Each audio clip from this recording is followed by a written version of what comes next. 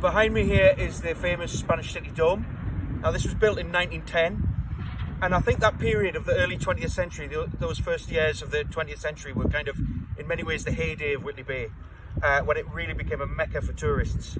For example, like that was built in 1910. Now when that was built, it was the second biggest dome in the country behind St. Paul's Cathedral in London. It's 75 foot high and it has a diameter of 50 feet. So like, that was a big deal when it was built. And the Spanish City itself, the fun fair, the kind of entertainment park started a few years before that.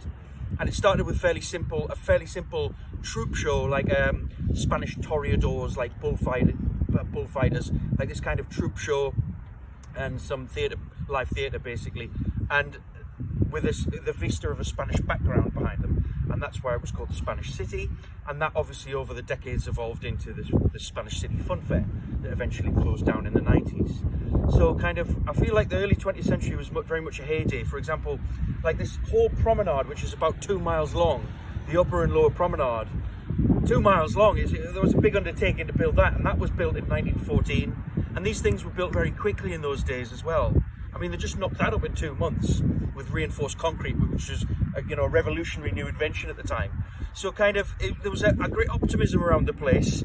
There was even a proposal for a Whitley Pier, like in 1907, a 200-yard long pier with like a bit like the piers they have on the south coast, like with theatres and pavilions and salons and bars, and that would have been a wonderful thing. It never came to fruition, but it was it's indicative of the kind of optimism that was around the place at the time.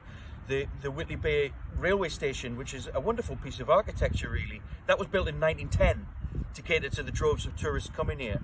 So there's all these kind of things. There was the Panama Gap over there, the Panama Dip I should say, which was a very popular tea house and coffee house.